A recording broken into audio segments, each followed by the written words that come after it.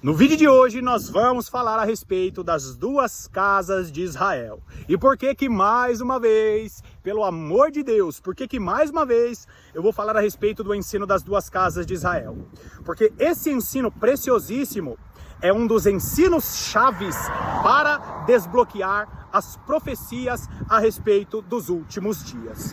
Enquanto a teologia tradicional está pensando, está discutindo para saber a respeito se haverá tristeza no céu, nós que conhecemos o ensino das duas casas de Israel, nós estamos meditando a respeito do Israel espiritual.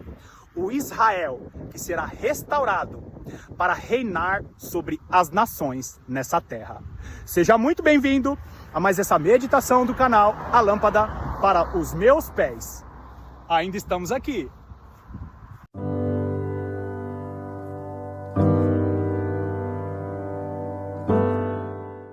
Como eu não tenho todos os recursos disponíveis, eu vou sempre deixar os versículos aí na tela, combinado? Você vai ver o livro de Obadias dizendo o seguinte: que a casa de Jacó será fogo, e que a casa de José será chama, e que a casa de Esaú será restolho. Agora eu pergunto, o que contém nessa revelação maravilhosa? Certamente aqueles que não conhecem o ensino das duas casas de Israel têm essa revelação bloqueada. Por quê? Porque o livro de Obadias é um livro extremamente escatológico. E Deus, em sua bondade e misericórdia, tem revelado aos nossos corações essa revelação. Por quê? Porque todas as vezes que nós lermos os profetas, nós precisamos ter a consciência que o profeta é um profeta que foi levantado no Israel da Antiga Aliança, na época do Israel da Antiga Aliança.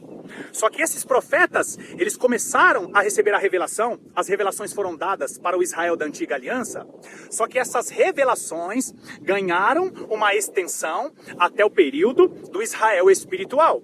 Então, as revelações que os profetas recebiam na Antiga Aliança, as revelações que os profetas recebiam no Antigo Testamento, não eram apenas revelações para o Israel daquela época. Eram revelações que começavam naquela época, e essas revelações ganharam uma extensão para a época do Israel espiritual. Agora, por que que a casa de Jacó é como fogo? Porque o fogo, que é a palavra de Deus, você lembra que o fogo, que a palavra de Deus é como fogo, é como chama? Por que que as palavras que estavam na boca de Jeremias eram palavras como fogo? Justamente por isso, queridos, porque a casa de Jacó recebeu as primeiras palavras. E nós não podemos desconectar os judeus da igreja de Jesus Cristo. Por quê? Porque as primeiras palavras, como disse o apóstolo Paulo, foram dadas aos judeus. É por isso que a casa de Jacó é como fogo. Agora, por que que a casa de José é como chama? Você nota que não é mais apenas o fogo sendo mencionado. Agora está falando a respeito da chama. E qual que é a diferença do fogo para a chama? É a combustão, é o fogo em movimento. A chama é o próprio fogo em movimento. E quando o texto menciona a casa de José, está fazendo referência àquele que era o ramo frutífero. Quando você vai para Gênesis capítulo 49, você encontra ali a descrição de quem seria José. Sabe quem seria José? José é o ramo frutífero. O que acontece com o ramo frutífero? Segundo a descrição de Gênesis capítulo 49, quando Jacó profetiza a respeito de José, ele vai dizer que o José é o ramo frutífero, cujos galhos passam por sobre o muro. A própria referência de José está mencionando sobre a salvação que chegaria aos gentios. E quando nós vemos a casa de José sendo chamada de uma casa que estaria incendiada, que seria como chama, é para que todos aqueles que conhecessem o ensino das duas casas de Israel compreendessem que a casa de José será incendiada. Entenda muito bem isso. A casa de José não são apenas os cristãos gentios. A casa de José está falando a respeito das duas casas de Israel. Por quê? Porque ramo frutífero é justamente os ramos da oliveira que foram conectados por causa do sacrifício de Jesus Cristo na cruz do Calvário. Basta você ler Romanos capítulo 10, basta você ler principalmente Romanos capítulo 11, Efésios capítulo 2, Efésios capítulo 3, toda a carta do apóstolo Paulo aos Gálatas. O que ali está nos mostrando? Que nós fazemos parte da boa oliveira e judeus e gentios agora fazem parte da família de Deus. Por isso que você precisa entender que o livro de Obadias é um livro extremamente escatológico. Por quê? Porque a casa de Jacó é como fogo, recebeu as primeiras palavras, só que agora a salvação chegou aos gentios, e todos aqueles que fazem parte da nova aliança fazem parte da casa de José. Por que a casa de José? José, no Antigo Testamento, é uma figura do nosso Senhor e Salvador Jesus Cristo. Por quê? Porque José foi aquele responsável por reunir os irmãos novamente. José foi o responsável por trazer todo o suprimento para toda a família dele.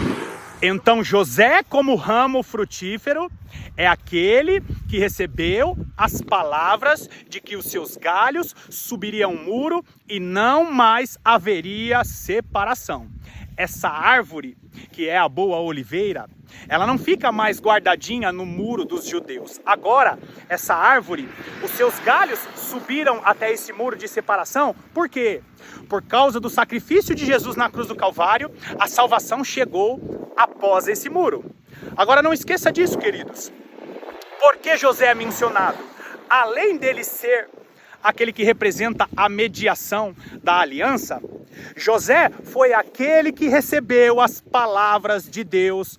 Ele presenciou, porque veio da linhagem de José, a palavra, a profecia das duas casas de Israel. Eu sei que a maior parte dos irmãos que acompanham aqui o canal conhecem essa profecia maravilhosa, mas eu vou relembrar alguns trechos dessa profecia. Você conhece muito bem a história de José. José foi governador do Egito. Em um determinado momento, José manda chamar toda a sua família, e Jacó, em sua velhice, ele vive os seus últimos anos lá na terra do Egito. E aí, em um determinado momento, quando Jacó está voltando para a terra do Egito, José leva os seus dois filhos, Manassés e Efraim, para que eles fossem abençoados pelo patriarca Jacó. E assim que José leva os seus dois filhos para Jacó abençoar, o texto de Gênesis capítulo 48 vai dizer que Jacó, ele cruza as mãos, dá a bênção maior para o filho Efraim e dá a bênção menor para o filho Manassés, e ele profetiza sobre a vida de Efraim. E ele diz que Efraim será muito abençoado, será duplamente abençoado, como seu próprio nome diz, e ele cita a seguinte frase que foi escondida pela maior parte dos tradutores da palavra de Deus. Ele cita assim: de Efraim virá a plenitude dos gentios. Na maior parte das traduções está escrito assim: de Efraim virá uma multidão de nações.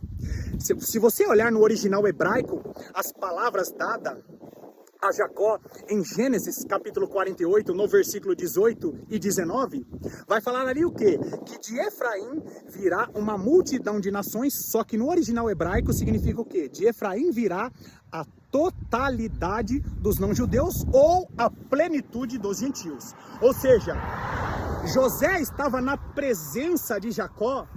E aí Jacó profetiza dizendo: meu filho, eu troquei as mãos, eu dei a bênção maior para o filho menor. Por quê? Porque de Efraim virá a plenitude dos gentios. E aí, ao longo da história, nós vamos ver a divisão das 12 tribos de Israel, e na divisão das 12 tribos de Israel, um dos reinos, chamado de o Reino do Norte, esse reino é chamado do quê? De Reino de Israel, e às vezes é chamado de Reino de Efraim. Por quê? Porque em 722 a.C., o reino chamado de Reino de Efraim, ou Reino de Israel, a casa de Israel, é tomado pela Assíria, se mistura com as nações. Agora, o reino de Efraim, ou reino de Israel, é conhecido como os samaritanos, ou é conhecido como os gentios. É por isso que o nosso Senhor e Salvador Jesus Cristo tem muitas interações com os samaritanos, é chamado de samaritano. Por quê? Porque os samaritanos são a figura da da igreja que foi salva das nações. Então, as duas testemunhas são judeus e são gentios, ou são as nações.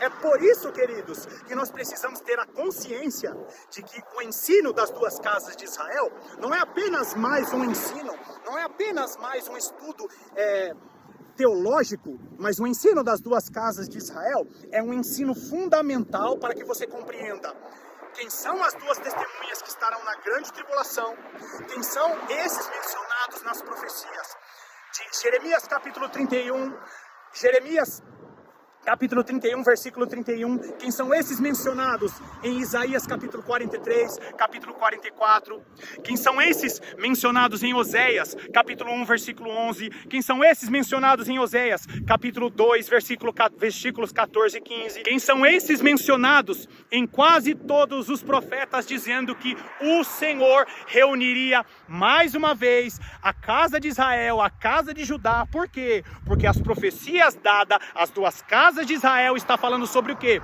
Sobre a reunião das duas testemunhas. Por que que são duas testemunhas? Porque nos últimos dias, aquela pedra que não foi lavrada por mãos de homens, que atingiu os pés da estátua de Nabucodonosor, essa pedra será lançada na grande Babilônia, e Deus não precisaria disso, mas Deus, cumprindo a sua própria palavra, levantou Jesus Cristo como a testemunha fiel, vai levantar as duas testemunhas para cumprir a sua própria lei e acusar as nações desse mundo dos pecados que elas têm cometido. Leia lá Mateus capítulo 18.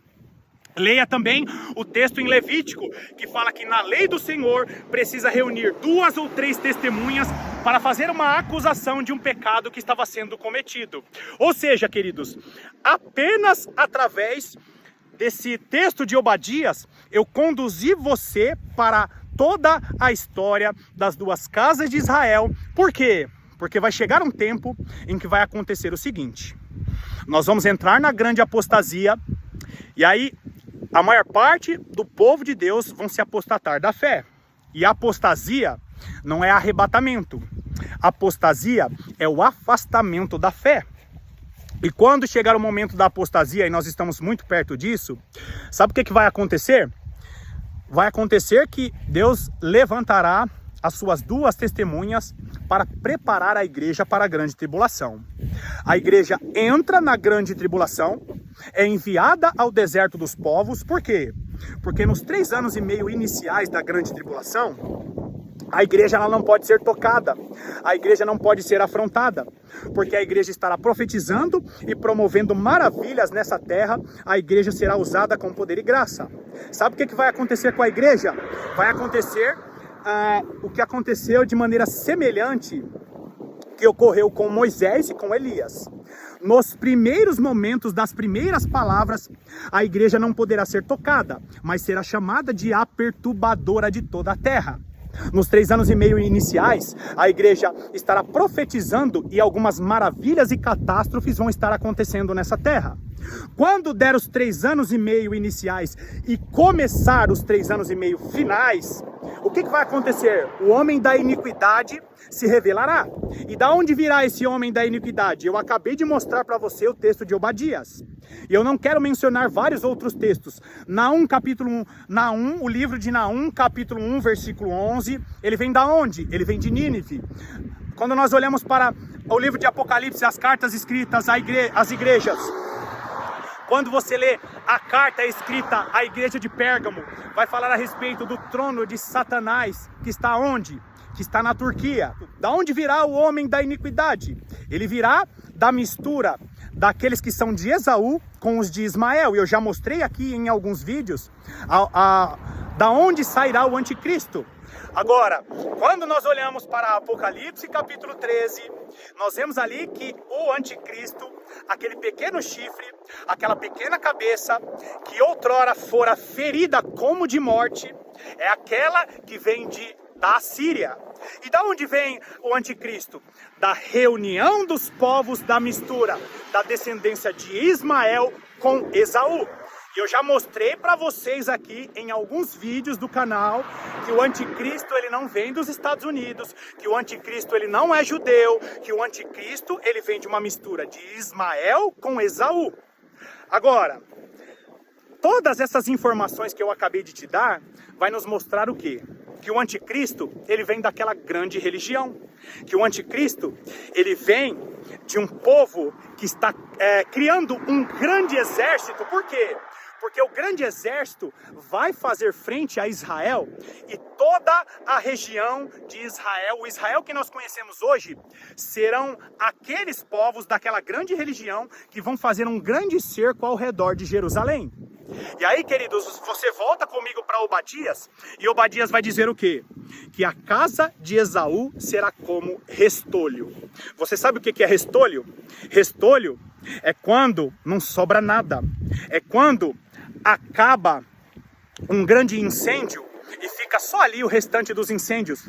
Sabe quando surge apenas escombros de incêndio? Então, a casa de Jacó é como fogo. E a casa de José é como chama. E a casa de Esaú será como restolho. Por quê, queridos? Porque todos aqueles povos daquela grande religião, em um determinado momento da história, sabe o que eles vão fazer? Eles vão promover um cerco contra todo o Israel, só que Deus não permitirá que a nação de Israel seja destruída. A batalha de Gog e Magog, quando acabar a grande tribulação, vai surgir o toque da sétima e da última trombeta. E quando surgir o toque da sétima e da última trombeta, sabe o que vai acontecer que está escrito em Zacarias capítulo 14? As nações vão rodear Israel, Deus vai permitir o cerco, Deus vai permitir que a cidade seja tomada, só que Deus não vai deixar esse cerco permanecer ou prevalecer por muito tempo. Por quê, queridos? Porque Deus estará usando o seu poder e a sua autoridade na volta e no retorno de Jesus Cristo. A sétima e última trombeta toca, a igreja primeiro ressuscita dos mortos aqueles que morreram, são todos arrebatados, vivos e mortos, acontece um encontro nos ares e o Senhor volta com todos aqueles que serão instrumentos da ira de Deus sobre toda a descendência de Esaú, que se tornará restolho. Vou te dar bases bíblicas para isso, a igreja retornando. O próprio livro, Zacarias capítulo 14, Isaías capítulos 13 e capítulo 14, Joel, capítulo de número 2, nós vamos ver o quê? Que o Senhor vai estar arrebatando aquele grande exército que ressurge. Sabe de onde ressurge aquele grande exército? Ezequiel, capítulo de número 37, o vale de ossos secos, é a casa de Judá e a casa de Israel. Se você entender bem o ensino das duas casas de Israel, compreendeu bem o conteúdo desse vídeo de hoje, ainda com esse irmão da internet todo maluco rodando a câmera de um lado para o outro, se você compreendeu bem a preciosidade do conteúdo desse vídeo, você sabe muito bem, queridos, que em um determinado momento Deus vai promover as situações, pisando as nações no lagar de sua ira. Por quê?